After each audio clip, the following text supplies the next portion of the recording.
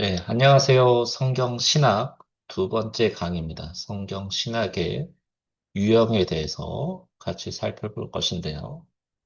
주로 성경 신학의 유형을 여러 유형으로 학자들마다 나눌 수 있지만, 저는 특별히 구약과 신약의 해석의 주도권 싸움으로서 성경 신학을 약 세 가지 유형으로 분류하고 싶습니다. 첫 번째로는 당연히 이제 구약 중심의 성경 읽기가 되겠죠. 구약을 중심으로 성경 전체를 바라보는 것인데요. 무게 중심의 추를 구약 쪽으로 보는 것입니다. 구약은 마찬가지로 구약이니까 옛 언약, 약속이죠. 하나님께서 주신 이 약속, 아브라함을 통해서 주신 약속, 어, 이것들이 어떻게 잘 보존되고 신약 시대 때 이런 것들이 드러났는지를 보는 겁니다. 구약의 이스라엘이라는 것, 땅, 유업, 왕국에 대한 약속들이 또 왕에 대한 통치 이런 것들이 신약 시대에 가서 어떻게 의미가 잘 보존되고 있는지. 그래서 구약과 신약의 관계가 신약이라는 것이 특별히 구약이 완전히 폐기되거나 아니면 구약이 새롭게 어떤 시스템이 전환되거나 새롭게 뭔가 약속이 변화된 것이 아니라 신약은 구약에 있는 그대로의 약속이 바로 확인된 거다. 잘 보존됐다라는 것을 신약을 통해서 구약의 약속이 어찌 보면은 어, 잘 보존됐다라는 것을 확증해 주는 것이다라고 보는 관점이죠. 어디까지나 구약이 중심입니다. 신약은 이를 통해서 구약을 드러나는 것이죠. 알터 카이저라고 하는 학자가 가장 대표적인 학자가 되겠고요. 그에 반면에서 이제 신약 중심의 구약입니다. 어디까지나 이 구약이라고 하는 약속은 하나의 예표고 그림자고 이것이 신약의 성취를 위해서 신약을 통해서 이것이 단순하게 보존되는 것에 그치지 아니하고 이것을 이루기 위해서 성취라는 건 이루는 거죠. 신약을 이루기 위한 구약은 그림자고 예표고 어, 그런 것이다. 진짜는 신약이다. 실체가 드러난 거다. 구약은 그거에 대한 그림자에 불과하다. 불과하다고 하면 좀 구약을 낮게 보는 게 있지만은 이 그림자가 보통의 그림자가 아니죠. 예수 그리스도의 그림자이기 때문에 이 구약 그리고 하나님의 약속이기 때문에 구약을 낮게 보는 것이 아니라 이 관계적 차원에서 무게 중심의 추를 신약을 우선으로 보는 것이다. 결국 신약의 그리스도 계시가 예수님에 대한 예수님에 관한 계시가 구약의 최종 의미를 밝히는가? 밝힌다라는 것이죠. 조지 엘든 레드라고 하는 조지 엘든 레드라고 하는 신학자가 이 신약 성취 우선연이라고 볼 수 있습니다. 그에 반해서 이도 저도 아닌 것. 나는 구약을 더 중시하지도 않고 신약을 더 중시하지도 않아. 어떤 본문이나 어떤 챕터나 어떤 책들은 그냥 전체에서 조명해야 돼. 일방적으로 구약이 신약을 지배한다거나 신약이 구약을 지배하는 것은 바람직하지 않아. 그래서 최종 전체 안에서 각 부분을 해석하면 돼. 우리가 일강 시간 때도 이 정경 통전형에 대해서는 접근 방식으로 다룬 적이 있습니다. 대표적인 학자가 이제 차일즈라고 하는 사람이란데, 그래서 이분의 이름을 따서 차일즈식 해석 방법. 굉장히 어찌 보면 합리적인 균형 감각이 있어 보이는 전체, 그러니까 통이죠, 통. 통전형 방식입니다. 그렇게 보이기는 하죠. 그렇게 보인다라고 제가 말씀드린 이유는 그것이 다가 아니라는 것입니다. 구체적으로 보죠. 구약 약속 보존형이라고 제가 명칭을 이렇게 말씀드렸는데, 구약에서 이스라엘에게 주어진 땅, 왕국, 민족 이스라엘, 성전, 회복 약속 이런 것들이 신약에서 이런 것들이 이제 사실상 애표에 불과하기 때문에 그냥 다 영적으로 바뀌었거나 아니면 이스라엘이 교회로 대체되거나 흡수되거나 전환되거나 그러하지 아니하고 그렇다라는 게 아니라 바뀌거나 전환되거나 대체되거나 흡수되지 아니하고 원래 그 자체의 의미가 지속적으로 계속적으로 보존된다 또는 보존되어야 한다. 보존되는 것이 마땅하다. 그렇게 바라봐야 한다. 그렇게 성경을 읽어야 한다. 그렇게 신학을 정립해야 한다라고 보는 접근 방식입니다. 그러니까 구약, 신약으로 구약이 변화되지 않는 것이죠. 신약에 의해서 구약의 의미가 바뀌지 않는 것입니다. 하나님이 구약에서 이스라엘에게 주신 약속은 신약에서도 여전히 이스라엘에게 실제로 성취되어야 한다는 것입니다. 자, 구약 약속 보존형입니다. 자, 예를 들어서 구약에서 이스라엘에 대한 약속, 그 땅에 대한 유업에 대한 약속, 다윗 왕국, 위에 그 다윗의 후손, 다윗 왕국의 어떤 의미, 성전, 민족 회복에 대한 이야기. 이런 것들이 실제 신약에서도 전혀 폐기되거나 전환되지 않고 보존되고 확인된다라는 거고, 미래에 결국은 이스라엘이 회복되고 지상의 천년왕국이 약속대로 메시아에 의해서 그리스도에 의해서 다스려지는 이런 쪽에 이제 방점을 두는 것입니다. 그래서 이 구약 약속 보존형에서 가나안 땅의 의미는 실제로 이스라엘에게 성취될 약속입니다. 단순히 이 신약 우선자들이 얘기하는 어떤 진짜 하나님 나라, 그러니까 천국 또는 새하늘 새 땅, 새 창조의 어떤 예표에 불과한 것이 아니라 진짜 우리가 지리적으로, 역사적으로 정말 지금 위치해 있는 저 가자지구 근처에 있는 그 팔레스타인 지역에 있는 그 가나안 땅이 이스라엘 가나안 땅이 실제로 성취되는 약속이다. 그리고 실제로 그게 역사적으로 이룰 것이다라고 바라보는 관점입니다. 사실 이 구약 약속 보존형은 19세기나 20세기 초반까지만 하더라도 힘을 받지 못했어요. 그 이유는 간단합니다. 이스라엘이 국가가 사라졌거든요. 이스라엘이라는 나라가 민족은 계속 유럽에서 흩어져서 살고 또 미국에 이주해서 살고 전 세계에서 흩어져서 살고 있지만 나라가 없었어요. 그리고 뭐 이스라엘이 거의 2000년 가까이 이렇게 떠돌이 생활하는 민족이 다시 국가를 건설하리 만무하잖아요. 근데 1948년에 이스라엘이 건국되면서 봐라. 구약이 약속이 진짜로 성취됐지 않냐, 실현됐지 않냐. 엄청난 힘을 받게 됩니다. 이 구약 약속 보존형. 그래서 그 전까지는 흔히 이제 언약주의라고 해서 우리가 야, 다 교회로 대체됐어. 이제 할례자, 무할례자 구분이 없고 다 믿음으로 하는 거니까 역사적인 이스라엘은 아니라 다 우리가 이제 교회가 다 이스라엘이야. 다 영적인 이스라엘을 이어받았기 때문에 그런 거 구분 없이 이제 구약의 그런 것들은 그냥 상징적인 거였어. 라고 이렇게 내표였어.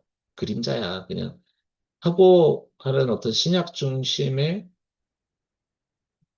해석이 당연히 힘을 받았겠죠. 하지만은 1948년에 진짜 이스라엘이 건국이 돼버린 거예요. 엄청난 힘을 받게 됩니다. 그러면서 이제 등장한 것이 흔히 세대주의라고 하는 것.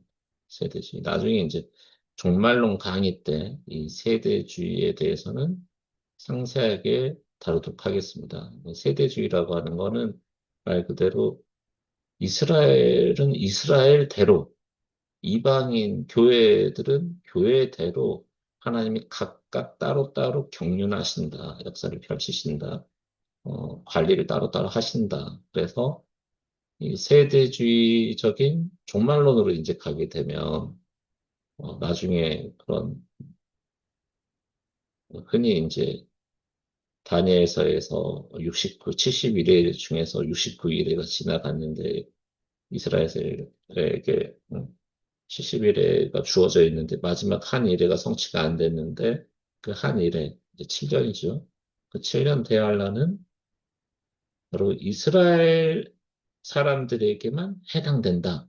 그럼 교회는 어떻게 되냐? 교회는 그 전에 다 휴거된다. 그래서 환란 전 휴거를 얘기를 하고 그런 세대주의적 환란 전 휴거론이 이제 그런 맥락에서 만들어진 것이죠. 그런 관점이 생긴 것이죠. 자, 구약 약속 보존형이 완전히 틀렸다는 얘기가 아닙니다. 실제로 이스라엘에 대한 약속은 하나님께서 무조건 이루시죠. 그리고 그게 하나의 애표일지언정 실제 역사하죠. 역사하시기도 합니다. 역사합니다. 그렇기 때문에 분명히 성취가 되는 것이죠.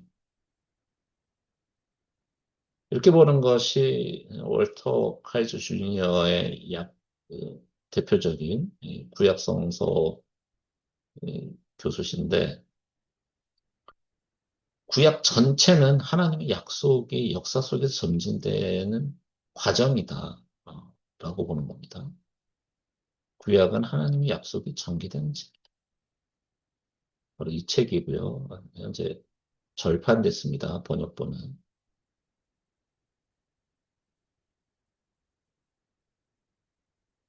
내용을 보면 2부만 보시면 전부 구약의 내용을 다 언약, 언약, 언약, 언약, 언약, 언약 해서 다 하나님의 약속, promise, 하나님의 언약에 대한 내용으로 구약을 풉니다. 족장 이전 시대의 언약에 대한 소론부터 시작해서 본격적으로 족장 시대 언약의 구체적인 조항, 모세 시대, 또 언약의 백성인데 못하네요. 언약의 백성, 언약의 왕, 언약의 날 좋은 갱신 왕국 승리까지, 언약의 승리까지, 말라기까지 전부 하나님의 약속과 그 계획이 역사에서 성취되는 과정으로 이렇게 푸는 입장입니다. 자, 신약 2주의 성경 읽기는 뭐냐면, 구약의 약속이나 예표는 그게 사실 더 중요한 게 아니라 이게 그리스도 안에서 성취되고 구약의 최종 의미가 그리스도 사도들의 해석을 통해서 직접적으로 드러난다고 보는 관점입니다. 그러니까 구약에서의 진짜 의미, 최종적인 의미는 신약을 통해서 드러난다는 거예요. 신약에서 누가 그리스도께서 예수님께서 복음을 전하셨죠. 그리고 그의 제자들을 통해서 특히 많은 부분을 할애하고 있는 사도 바울을 통해서 그런 것들이 드러나고 있다는 관점입니다. 그래서 구약은 하나님의 약속인 것이고 또 그림자인 것이고 이런 것들이 그림자가 본 모습을 드러내는 게 실체를 드러낸 게 그 약속이 성취된 것이 바로 신약이라고 하는 것입니다.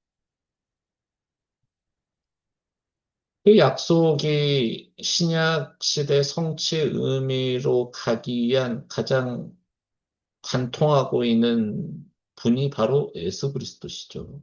창세기 12장 2절에 내가 너로 큰 민족을 이루고 내게 복을 주어 내 이름을 창대하게 하리니 너는 복이 될지니라. 너를 축복하는 자에게는 내가 복을 내리고 너를 저주하는 자에게는 내가 저주하리니 땅의 모든 족속이 너로 말미암아 복을 얻을 것이라 하신지라. 이런 구약의 말씀이 있는데 이런 것들이 이제 갈라디아서 3장 16절에 보면 이 약속들은 이게 이제 갈라디아 서신에서 직접적으로 이 바울을 통해서 이러한 구약의 약속들이 뭐냐. 바로 아브라함과 그 자손에게 말씀하신 것인데 여럿을 가르쳐 그 자손들이라고 하지 아니하시고 오직 한 사람을 가리켜 내 자손이라 하셨으니 곧 그리스도시라. 이처럼 이 구약의 많은 약속들이 바로 그리스도를 통해서 신약 시대에 온전히 드러난다.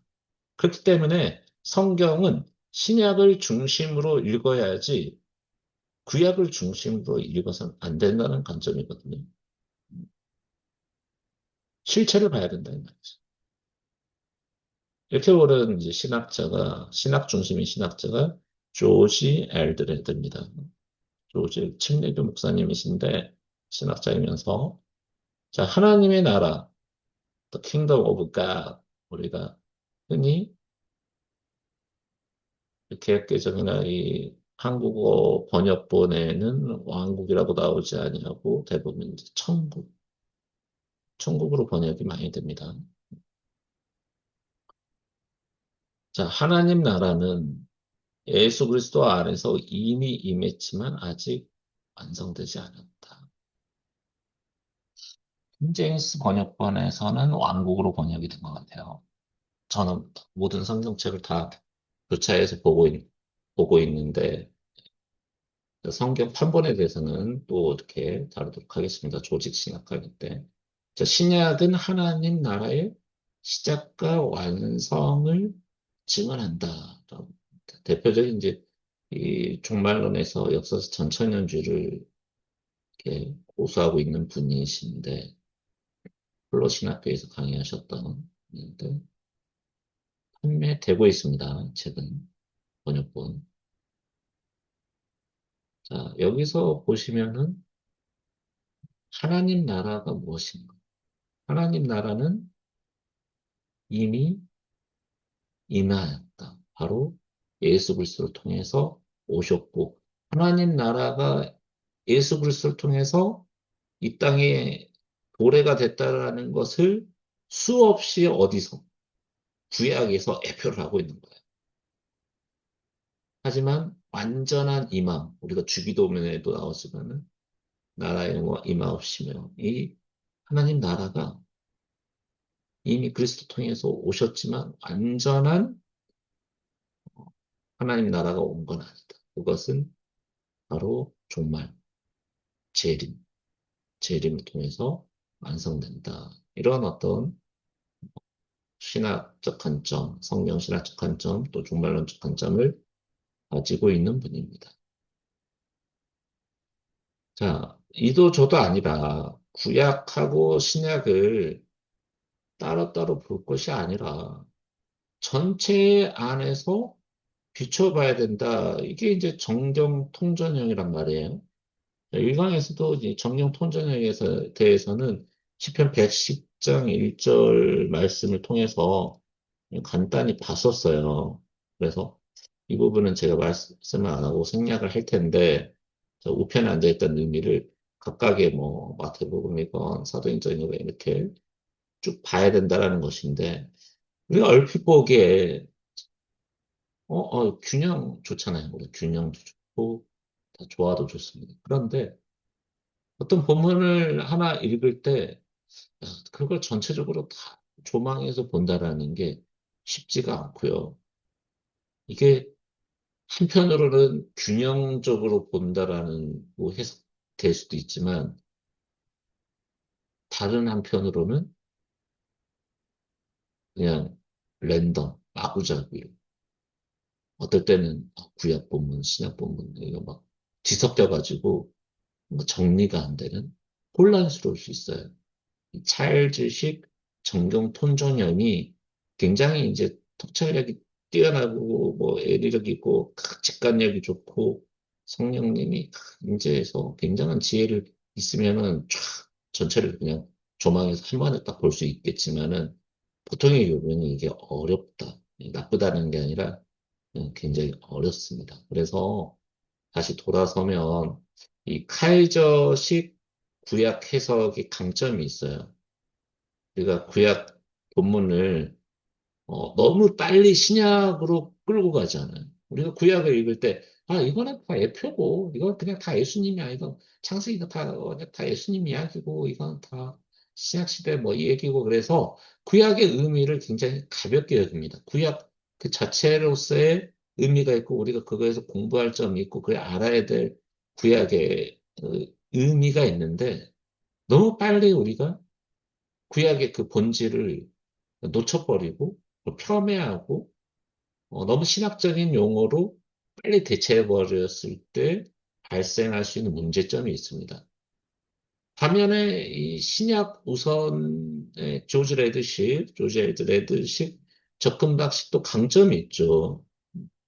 이 구약을 과거의 어떤 역사적인 그런 걸로만 읽는 것이 아니라 이것이 하나의 어떤 그리스도 안에서 어떻게 성취될 것인가, 모든 흐름을 이 그리스도 십자가 구속사적 사건에서 또 우리가 굉장히 중요한 어떤 종말론적 관점까지 이어지는 그런 어, 흐름 속에서 정말 이 성경 신학이 왜 필요한가 우리가 지난 1강 때 봤지만 그것을 알게끔 하는 이 조지 레드식 어, 해석 방법은 지금 오늘날 가장 사랑받는 해석 방식이고 제 개인적인 관점도 굉장히 사랑하는 성경을 전체를 조망하는 구약은 계속 예표고 특히 그리스도에 대한 예표고 이것이 구속사적으로 어떤 의미를 가지고 있고 나중에 신약 시대 때 이게 실체가 드러나고 결국에 이게 이제 재림으로 이어지는 종말로 이어지는 형식 다 좋아요. 그래서 구약은 구약대로 구약 중심으로 이 약속, 플랜, 하나님의 계획, 이런 것들의 의미를 우리가 탄탄하게 다질 수 있고, 신약 우선으로 이 구약을 바라봤을 때도 이 의미를 더 드러낼 수가 있는 것이죠. 또 때로는 이제, 어, 균형적인 구약과 신약을 왔다 갔다 하면서 최종 성경 전체를 조율할 때도 있어야 되고, 이 세 가지의 방식이 다 필요하다. 우리는 이 세 가지를 다 소홀히 대하지는 않겠습니다. 하지만 우리가 구약 성경 신학을 한다 그러면 이 중심대로 하는 카이저 중심의 이 구약의 본질을 계속 끌고 가고 있는 너무 빨리 구약의 의미를 다 신약으로 교체시키지 않는 구약 중심의 해석 읽기를 할 거고요. 신약을 읽어갈 때는 당연히 신약 중심의 해석을 볼 겁니다. 때로는 전체적인 조망이 필요할 때는 세 번째를 살펴볼 겁니다. 그래서 이 서론 강의가 너무 길면 지루한데 자 구약의 카이저식 약속해 아브라함의 약속이 다윗 또 새언약의 약속이 나중에 신약 시대 때 어떻게 드러나는지 하나님 나라라는 개념으로 구약은 약속 계획이라는 주제 중심으로 신약은 핵심 포인트가 하나님 나라 물론 하나님 나라의 임함은 그리스도 안에서 임한 것이죠. 이런 것들이 이제 구약 중심으로 신약을 쫙 읽고 신약 중심에서 거꾸로 구약을 쫙 바라보고 했을 때 서로 이제 우리가 만나게 되는 그런 지적인 경험 또 그런 영적인 그런 체험까지 이룰 수 있도록 소망해 봅니다. 네, 고생하셨습니다. 다음 시간부터는 본격적으로 성경 신학 3강부터는 구약부터 그리고 신약부터 차근차근 나아가도록 하겠습니다.